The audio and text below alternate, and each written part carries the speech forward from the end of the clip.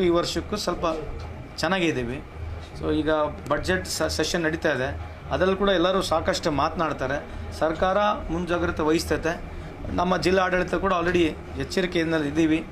Last time ಏನು ನಾವು experiment ಮಾಡಿದ್ವಿ, ಎಲ್ಲಿ ಏನೇನು ಮಾಡಬೇಕಂತೇಳಿ ಆಲ್ರೆಡಿ ಇದೆ, ನಮ್ಮ ರೆಡಿ ರೆಕನರ್ ಇದೆ. ಅದನ್ನು ಇಂಪ್ಲಿಮೆಂಟ್ ಮಾಡ್ಲಿಕ್ಕೆ ನಮಗೇನು ತೊಂದರೆ ಆಗಲಿಕ್ಕಿಲ್ಲ. ಈ ವರ್ಷದಲ್ಲಿ ಬಹುತೇಕ ಒಂದೆರಡು ಜಾಗದಲ್ಲಿ ಕೆಲವರು ಪತ್ರಿಕಾ ಪ್ರೆಸ್ನ ಕೂಡ ನೋಡಿದೆ, ಅವ್ರು ತೋರಿಸಿರ್ತಕ್ಕಂಥ ಸರಿ ಇದೆ, ಅದೇನು ರಾಂಗ್ ಅಂತಲ್ಲ. ಹಂಗ್ಬಿಟ್ರೆ ಬೇರೆ ಮೇಜರ್ ಆಗಿ ಎಲ್ಲಿ ಪ್ರಾಬ್ಲಮ್ ಇಲ್ಲ, ಸದ್ಯದಲ್ಲಿ ಅಂತೂ ಪ್ರಾಬ್ಲಮ್ ಇಲ್ಲ. ಈಗ ಲಾಸ್ಟಿಗೆ ನಾವೇ ಕೊಡ್ಲಿ ಚಲ್ಕಿ ಹೋಗಿ ಮಾಡೋ ಲೆಕ್ಕಕ್ಕೆ ಬಂದಿದ್ವಿ ಅಲ್ಲ, ಸುಳ್ಳು ಹೇಳೋಂಗಿಲ್ಲ ನಾನು. ಇದು ವ್ಯವಸ್ಥೆ ಹಿಂಗಿದೆ.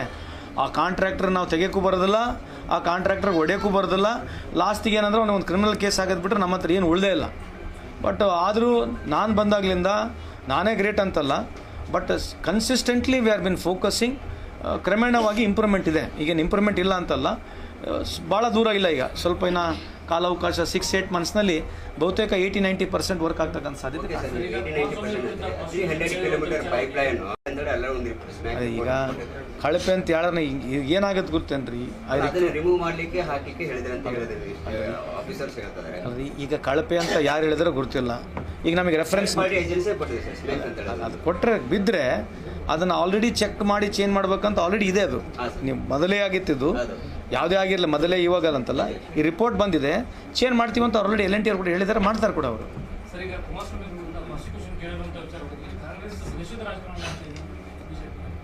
ಅದು ನಾನು ಮೊದಲನೇ ದಿವಸ ನಿಮ್ಗೆ ಅದು ಹೇಳ್ತಿದ್ದೆ, 125 ಸೈಟು ಆಯಿತಾ, 14 ಸೈಟು ಸಾಹೇಬರು ತೆಗೆದುಬಿಡ್ರಿ. ಇನ್ನೂ 111 ಸೈಟ್ ಬಗ್ಗೆ ಯಾಕೆ ಮಾತಾಡ್ತಿಲ್ಲ? ಕುಮಾರಸ್ವಾಮಿ ಅವ್ರು ಪಾದಯಾತ್ರೆ ಮಾಡ್ಬೋದಾಗಿತ್ತು ಅದ್ರ ಬಗ್ಗೆ.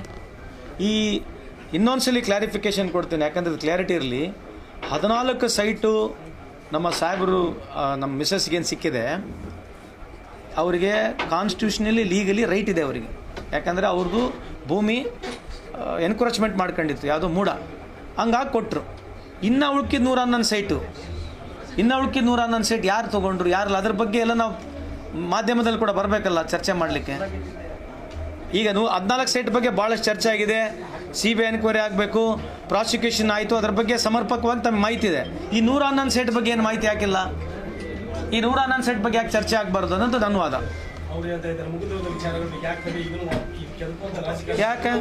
ಯಾಕೆ ರೀ ಓಪನ್ ಮಾಡಬಾರ್ದು? ಅಲ್ಲ, ಇವ್ರಿಗೆ ಬೇಕಿದ್ದಾಗ ಓಪನ್ ಆಗಬೇಕು, ಇವ್ರಿಗೆ ಬೇಕಲ್ದಾಗ ಕ್ಲೋಸ್ ಆಗಬೇಕಾ?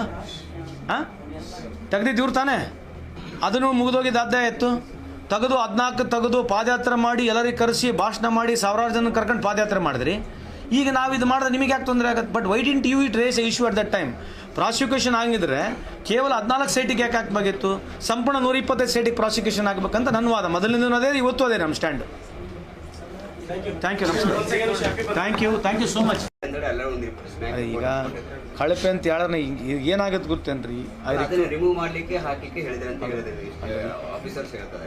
ಈಗ ಕಳಪೆ ಅಂತ ಯಾರು ಹೇಳಿದ್ರೆ ಗೊತ್ತಿಲ್ಲ. ಈಗ ನಮಗೆ ರೆಫರೆನ್ಸ್